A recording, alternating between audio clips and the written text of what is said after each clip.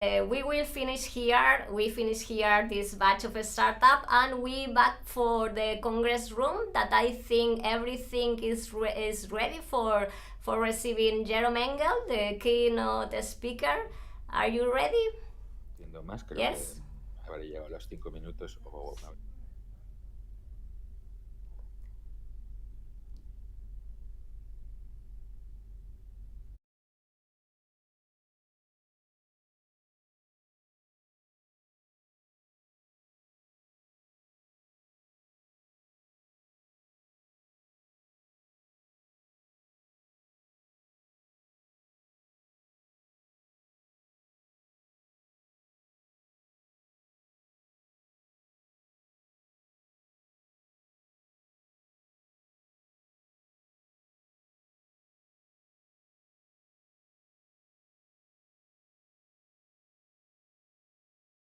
Receiving Jerome Engel, the keynote speaker. Yes. Are you ready? Yes, we're ready. We're here. Thank you very much, Carmen, for sharing with us the different startups that we're coaching and helping during the year. The Technomedia is a big event for us that is a celebration of all the work that we were doing, helping new technology startups to scale locally and globally. But now it's time for bringing Silicon Valley to Barcelona, bringing Berkeley at La Salle, and asking Professor Jerome Engel to join the stage and to share how you accelerate companies, how you in Silicon Valley are creating new technology-based startups, and also how Jerry, leading the center, Leicester Center for Innovation and Entrepreneurship, one of the founders, and also leading all about the ICOTS program, will help and will share to us your knowledge. Thank you, Jerry. A big clap to Jerry Engel.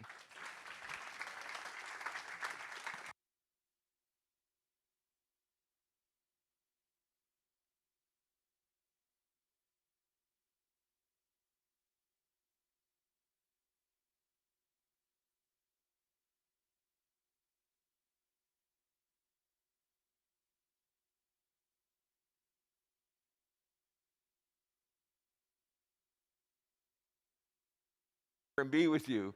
There were so many great presentations today. I understand there were about 50 teams and 50 companies that presented. How many of us saw more than 20? Very few. Oh, I see Oscar raises his hand. Maybe he saw more than 20. Yeah, there were, like, I understand, very many. I got to see just the last 5 or 6. And I was very, very impressed. And when I prepared my remarks for today, I actually anticipated that I would be impressed because I've had the wonderful opportunity over the last 10 years to visit this wonderful campus and this wonderful city and to meet with many of the students as they were going through the process and to see what Professor Joseph Piquet has created here that we're celebrating 20 years of accomplishment. So before I start, you were so nice to give me a welcome. I just want to stop. Joseph, please, please. I just want to stop and recognize this gentleman who's created such a wonderful program. Thank you, Joseph. Thank you. Thank you for coming. He's so modest. So my comments for today, I thought of the importance. You can't quite read the words, they're a little cut off, but it's challenge of a turbulent time, the opportunity of creating value through innovation that we've seen today, and the journey of entrepreneurship. I don't think any of us need to be reminded what a challenge. This is my biography. We don't need to know. You can look that up someday online. But I bring what I would just say, I bring from this community. This is a picture of my university and the center and the area and the view. I bring from that community to this community an experience that's much like the experience of so many of us in this period of change. My career has gone through transitions. I started working in big companies, and for 20 years had very large enterprise experience. And then I came to academia and have had more experience working with startups and as a venture capitalist and as an investor, and in helping even found and go into myself as an entrepreneur and start companies. So these transitions that I experienced in my career, I think are somewhat exemplary of the world's transitions, at least the world of commerce, in the last 20, 30, 40 years. And it's a world that so many of us are sharing right now, where we have tremendous change and opportunity. But how can we grasp that opportunity?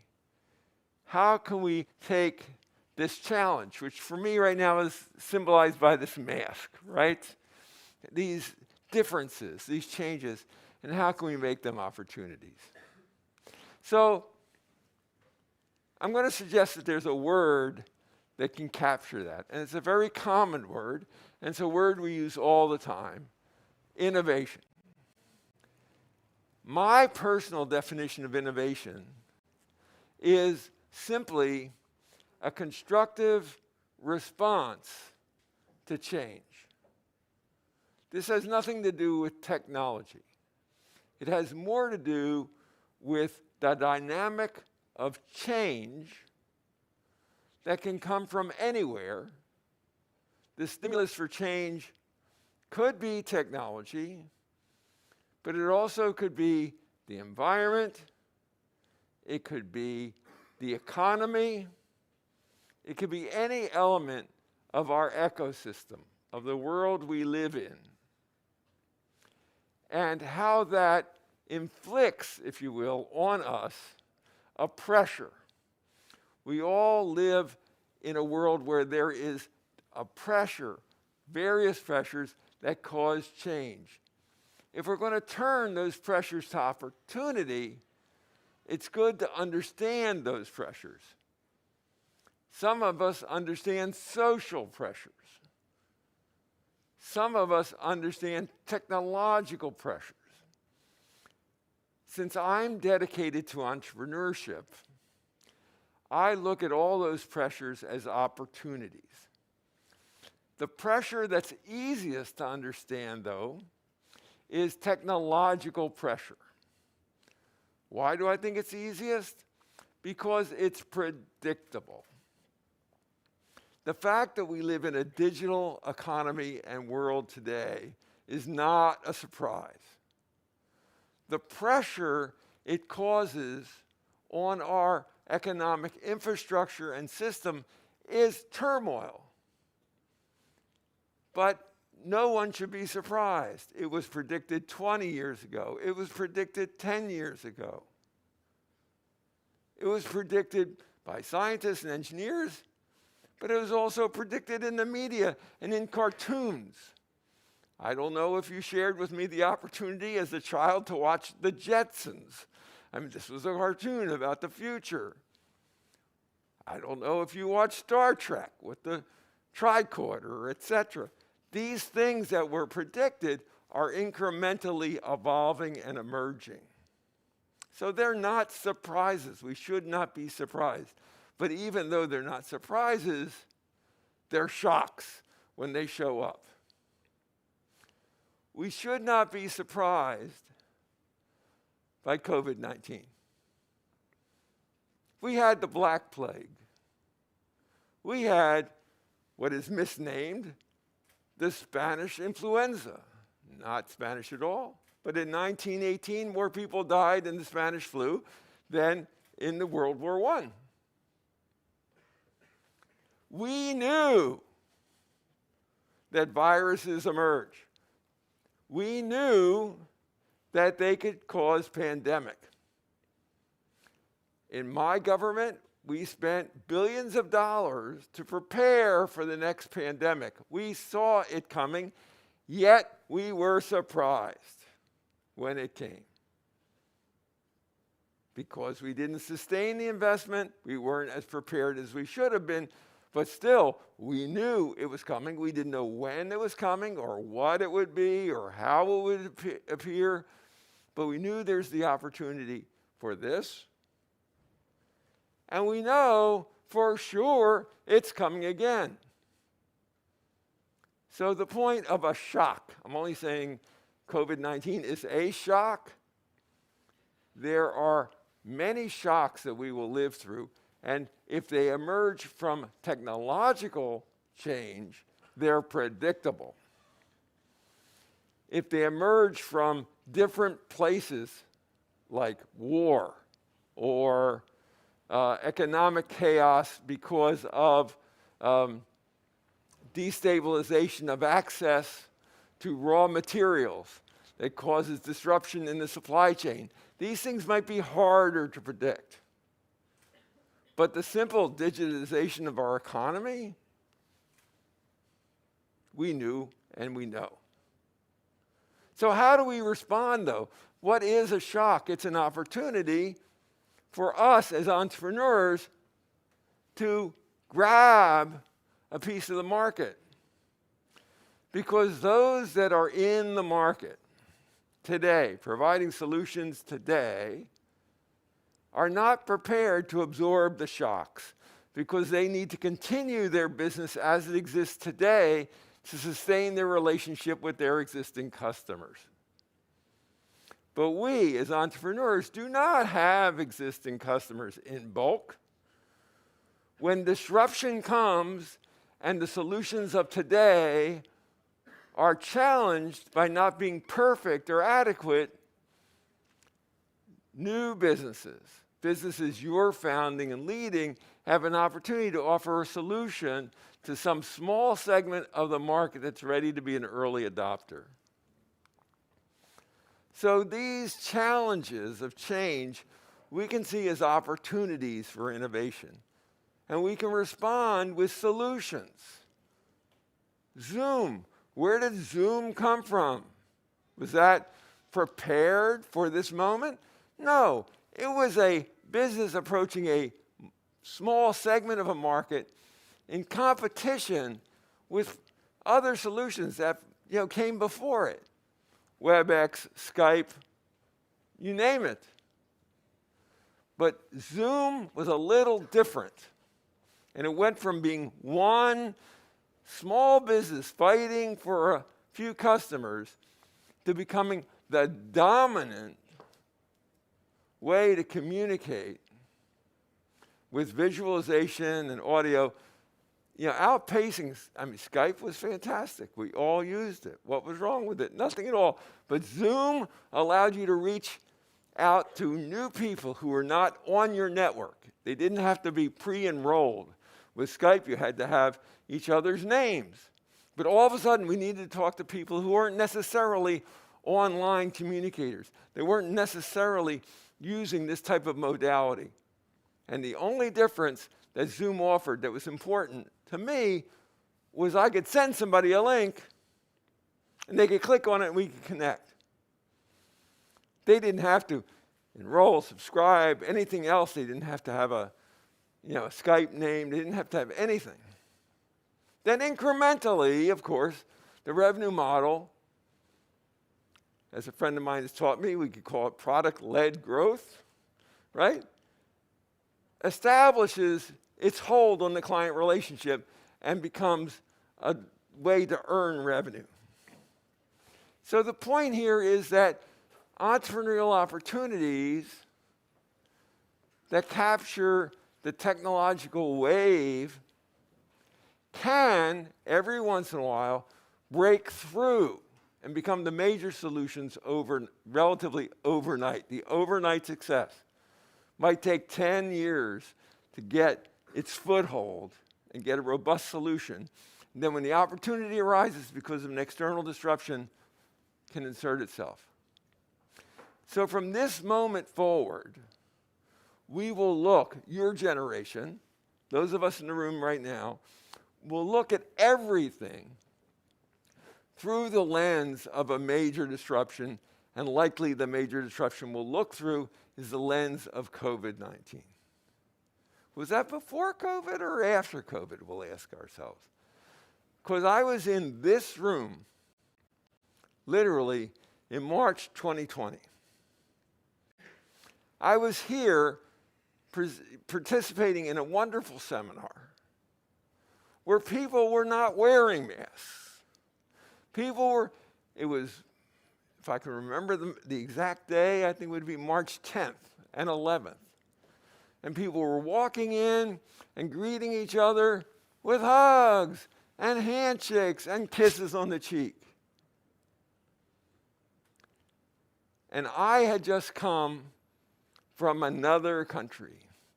And in that country, the consciousness of COVID was simply 1 week earlier. COVID had come a little faster to that country.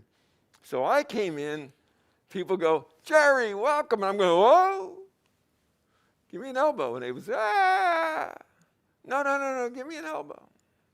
Oh, you're so strange. I said, okay, stay there. Right? 7 days after I left, I'm talking to my good friends behind who are still here, and they say, we're locked in our homes. We're not allowed on the street. Literally not allowed to leave the house. 7 days. So what happened? I'm going to take you on a timeline very quickly. In March, big businesses that we all understand lost a third of their value. In April, unemployment, massive unemployment around the world. Oil goes to zero. You actually had to pay people to give them oil in bulk because there was nowhere to put it. All the tank farms were full. You couldn't give away oil. Zoom by May was worth more than the 7 largest airlines. A platform that owned nothing except their relationship with you in this precious moment became a huge success. In July, the headlines were still horrible. Banks are not lending. Governments are not spending. Deficits are soaring. Yet, also in July, those companies that were strong in the electronic domain, utilizing bits and bytes of electrons to communicate information or value, were taking over the world. They had appreciated, just 5 companies had appreciated 500%, 5 times their value. Where the Standard & Poor's was doing well, but only a fraction. And that's even more extreme when you realize those 5 companies are in the Standard & Poor's 500. Tesla had emerged as being more valuable than, well, Toyota is the most valuable, but you could combine a number of companies like Ford and General Motors and Volkswagen, and Tesla was more valuable. And the wealth was not spreading evenly. The value was concentrating in a few winners. And it was clear that Microsoft, Cisco, and Zoom were going to own the telecommunications space.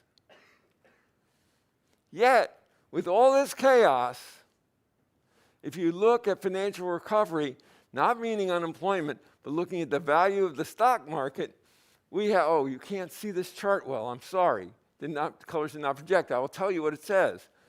That we have full recovery. You cannot see this moment, but we have full economic recovery. Here's the decline, here's the full recovery, compared to, the Nixon, the oil shock took 4 times longer, the dot-com bubble took 3 times longer to recover, the global financial crisis took 3 times longer to recover.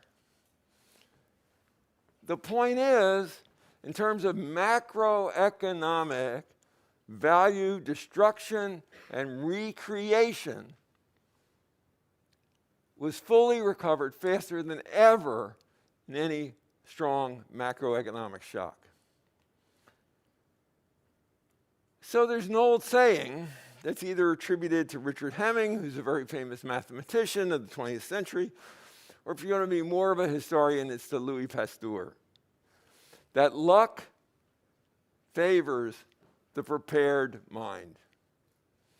Those companies that captured all this value from the disruption were prepared for the disruption. Maybe not on purpose, but they had done the preparation. And this is what innovation looks like. When the world retreated to our homes, when we were all locked down, we went to work, we went to school, we talked to our family over new means of communication, and those means of communication captured value. Is that an isolated instance? Those new means of communication had in fact been put in place by entrepreneurs, by people like yourselves. You want to look to another example? Look to the vaccine that's in your arms. The vaccine that is saving your life right now, those technologies were developed absolutely by startups. You may think you got it from Pfizer, or AstraZeneca or Johnson & Johnson, but all those companies acquired the technology that they redeployed, the mRNA technology and the other technologies. They acquired it from recent acquisitions and licensing from startups. Startups are playing a crucial role in enabling society to respond. And we could go across the board. You could look at mobility. You could look at every area where you see rapid change in processes. The instigators, the troublemakers, the solution providers are the entrepreneurs. They grab a segment of a market, and then that market, some of them expand rapidly. So the opportunity is to create value through innovation. And where do you want to be on this innovation curve? This innovation curve that has a lot of research, rapidly provides value at a moment once business model experimentation initiates and acquires market segments. So the critical work being done in the research labs of universities enables this process, but it's entrepreneurs that do the business model experimentation that create the value for society. Some of those entrepreneurs are in big businesses, but very often the big businesses are operating here, still improving, this is productivity on the vertical axis, you can't see it because it's off the screen, but still improving the productivity of their products and services, but in small increments, because they're delivering products and services that have been delivered at scale for decades. My BMW is the best internal combustion car in the world. And next year, their internal combustion car will still be a little better. And they'll have spent hundreds of millions of dollars to bring out the new model and make it a little better. But the electrical vehicle coming up in this churn of rapid change, where rapid battery technology is evolving and new business models are evolving about how to deploy the vehicles. We can ask the scooter right here, is this an electrical scooter? Indeed. It's that revolution. Here we have mobility right in the room. So the universities play a critical role. They get you ready to participate. The entrepreneurs and venture investors play a critical role in absorbing the risk of the experimentation. And the major businesses play a major role in exploiting that experimentation and taking it to scale. So, how do we capture this opportunity? I suggest we capture it through the entrepreneurial journey. And that's a hard road to hoe. My colleague Howard Stevenson had a definition that I still believe works after decades. You are being asked as entrepreneurs to pursue opportunity beyond the resources you have under your control. And the hard work, as hard as identifying the opportunity is, the harder work is getting the resources. And those resources are the right people, are the right technology, and is the right money. Not just money, but the right money, smart money. Money that knows how to absorb risk. And you, as entrepreneurs, need to accept that challenge and pursue it. And it's hard. Why? Because this is your reality. Your reality is that you will be forced to make decisions. You will reach a point in your career, in your business development, that you cannot continue to do two things at once. You will, because you don't have the resources, you don't have the time, the money, or the technical capability to do both things, whatever the choice is, you're going to have to bet, double down, commit to a singular path, to one way or the other. And that decision is what you're being prepared for at this great university.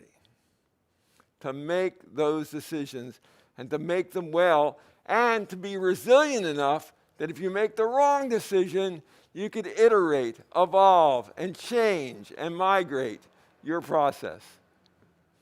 So as you go through this journey, you're going to be taught the journey of, experimentation and success. You're going to be taught that it's not a singular pathway. You're going to be taught that this pathway has to have a period of experimentation and discovery. And that experimentation is an iterative process of taking guesses and doing experiments and making more guesses and doing experiments before you commit to the singular path that's necessary to build the business and acquire the resources. And you will have different partners along the way, partners that help you experiment and partners that help you scale. And choosing the right partners is one of the major decisions you're going to have to make as you go through this journey. This journey will have successes and challenges. And the reason this ladder of success has level lines is because there are periods that you can't tell if you're making progress. And your investors can't tell if you're making progress. But then you get to a proof point that you've predicted, and when you achieve a proof point that you predicted, your progress is obvious, everybody benefits, you get more resources, and you can move on. And you form a ladder of resource acquisition. Remember, that's the harder job, getting the resources that enables you to have success. And the right resources along the way will understand this yellow arrow here is the arrow of mentorship. And they'll understand that they need to be your partners through the struggle and not your governors. That lower arrow says governance. And governance comes from government, but it also comes from your investors and your partners. And when you have true scalable success, that's appropriate. In the beginning, you need mentorship. So the sequence of change is going to continue. It has been in the past. But every time there's a change, there's an opportunity. And that opportunity is in the gap where the new technology or new capability is still formative and is not as good a performing solution as the old solution. And in those gaps, your curriculum and your experience will teach you what Christensen and Moore have taught us in their literature. It's about that the big business will always win out if the innovation is small and continuous with the current solution. But when your solution is discontinuous, is disruptive, you will have the time to gain market share before you meet the competition. And this is where small innovations, like Airbnb and Spotify and Tesla, evolve. And I call them small because these are all solutions that essentially you could do in some form or another before these businesses existed. But they figured out how to help you do it at scale. And the most dramatic example for me is right here. This image is the first electrical car. It wasn't a Tesla. I'm sorry, it's off the slide, you can't see it. It's 1890, it says right there. This is the first electrical vehicle in 1890, and it was fully functional. Here's a Porsche. In 1901, it's not only an electrical vehicle, it's a hybrid to extend the range. Here's a US version, 1914. In fact, until 1920, the electrical vehicle was the more dominant mode of automobile.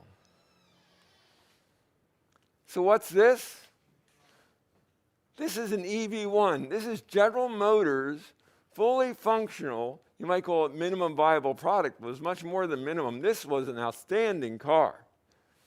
And they brought this car out when? Decades ago. In 1997, 1998, 2000, they were producing this car. They produced and put on the road 10,000 of them because they were trying to comply with a regulatory rule in California that insisted they have zero-emission vehicles. What did they do when they succeeded in changing the law, using their power and money to fight this innovation being driven by government? They bought them all back and crushed them. This is what a big company can do to innovation. They really don't want change. So Elon Musk wasn't such a genius. I mean, he's a wonderful business guy. We can think of a lot of powerful things about him. But in this instance, he didn't have to look far to think that this was something that would work and that people would buy it. He simply had to recreate what General Motors had done. And he did. And in doing so, created the most valuable automobile company in the world. So these disruptions come in all sorts of flavors, whether it was the iPhone creating the opportunity for the App Store, whether it's Airbnb undercutting and destroying the hotel industry, whether it's Uber destroying the cab industry in many parts of the world. And these companies are built on platform technologies like artificial intelligence. In the companies we heard today, we heard companies utilizing artificial intelligence, and they're the companies that are going to utilize that kind of platform and cybersecurity to bring vertical solutions, like in real estate, in insurance, in automobiles, in agriculture, and in health, and every other vertical, the deployment of this kind of digitalization. And the biggest one I think is going to rock our world is fintech. And I was not a believer 2 years ago or 3 years ago. But in the last few months, I've come to believe with cryptocurrencies becoming standardized and more generalized, and third world countries like Venezuela who don't have a currency, robust currency of their own and have been dependent on the US dollar as a currency, opting in to experiment with cryptocurrencies as national currencies. I think we're on the verge of really reconfiguring the banking industry and everything we knew about the financial industry. And even the New York Times, national paper of the United States, in the most important, the date of this paper I'm showing you is September 5th, so it's fairly recent, says officials, meaning government, worry that crypto boom invades banking. Well, this is like about time they should worry about that, because it's clear that technology changes faster than business can. So innovation is our opportunity. And you are the captains of innovation. You may not know it, but the life cycles of these innovations is so short. The product opportunities can emerge so quickly that this is your time.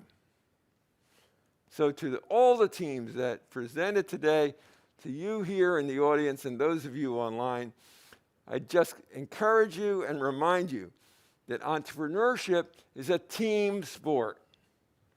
You're not going to do this on your own.